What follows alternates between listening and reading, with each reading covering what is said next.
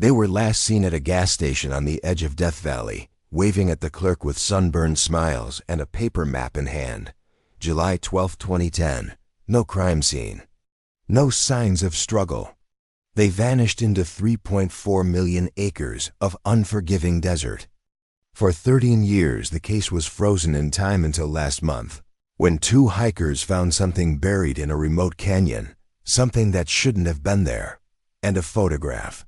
That should have been impossible. July 2010, Ridgecrest. California. Emma Rayner, 21, and Grace Holloway, 22, were best friends since 3rd grade. The kind of bond that time can't touch. They'd planned their summer road trip for months. One last adventure before Emma moved to Chicago for grad school and Grace started a teaching job in Fresno. Found. Note in Emma's journal, July 10, 2010. If this desert could talk, I wonder what it would say. It's so wide, so quiet. But I swear it watches you back. Their route was spontaneous. Joshua Tree to Furnace Creek to Saline Valley, old school map. No GPS. Unplugged from the world, Grace called it. They were last spotted at a Chevron station in Panamint Springs. Topping off their Jeep Cherokee, Emma bought trail mix. Grace grabbed ice and duct tape. Both smiled at the clerk. Then they disappeared. The final hours at 2:07 p.m. The Jeep was seen heading west along a gravel road near Darwin Falls. A tourist snapped a blurry photo. Authorities confirmed it was the same car. That photo became the final timestamp in a trail gone cold. Tourist photo metadata. July 12, 2010, 2:07 p.m., West Ridge Trailhead. 104 degrees Fahrenheit. Jeep turning toward Upper Warm Springs. Hours later, the desert took them. July 13, 2010. Missing persons report filed. Emma's mother, Cheryl, called the police when her daughter missed check-ins. The call was recorded. 911 recording. She always calls. Every night. Always. Something's wrong. A search began. Helicopters, trackers, thermal drones. But the heat was brutal. Roads washed out from flash flooding days before.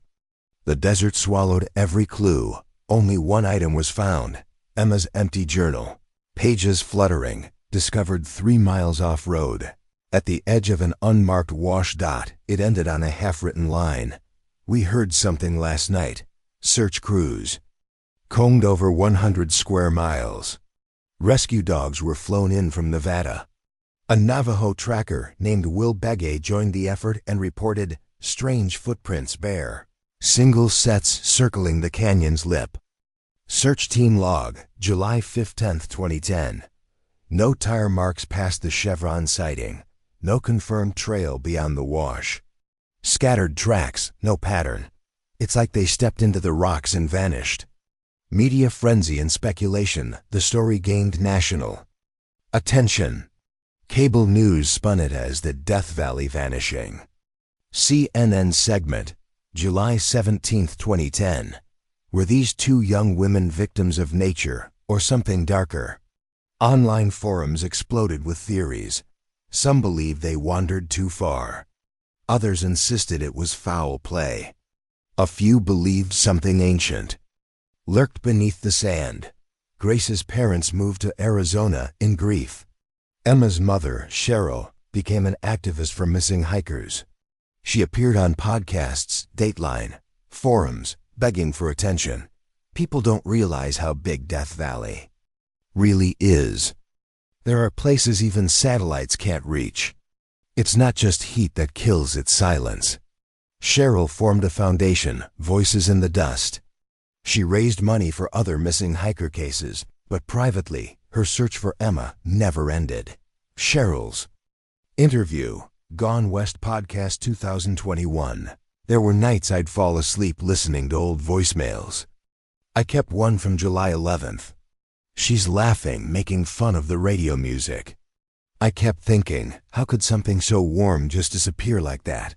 The desert remained silent. Except for one cryptic clue in 2013. An abandoned hiking boot found in a ravine.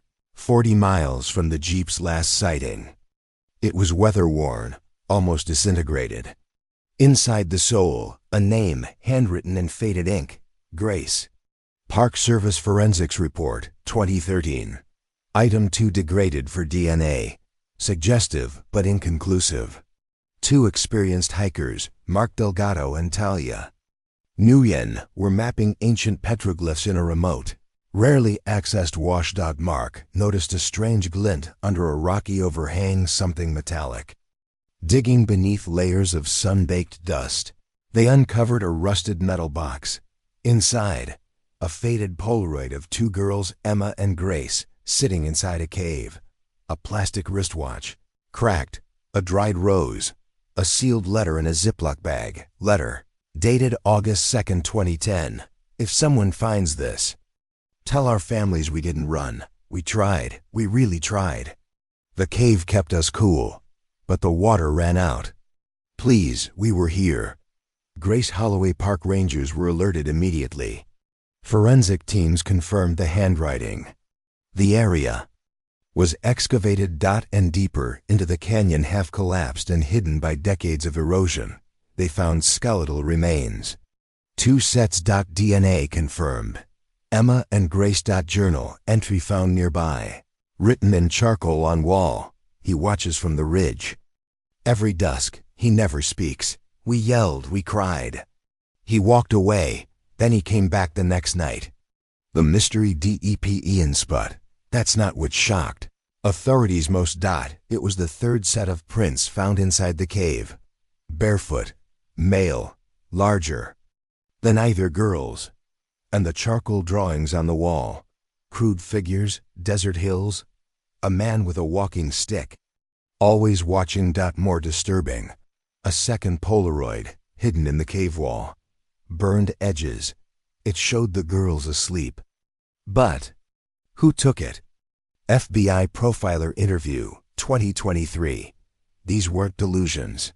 These were observant, detailed notes of someone being followed.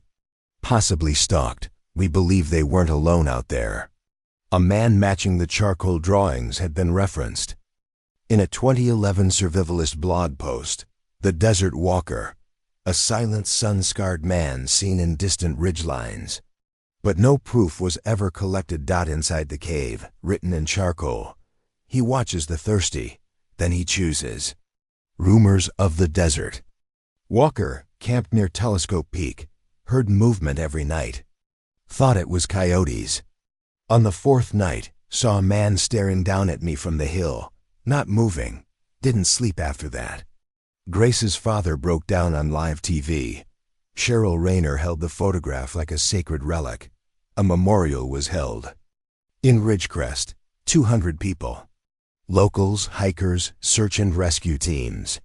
They built a stone cairn where the cave entrance once stood.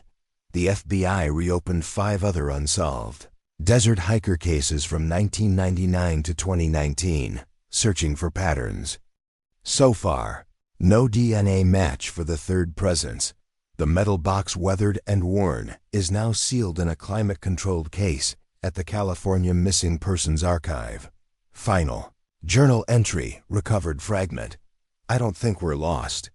I think he doesn't want us to be found. But one question remains, etched into the final page of Grace's recovered journal. If he could find us, why didn't anyone else?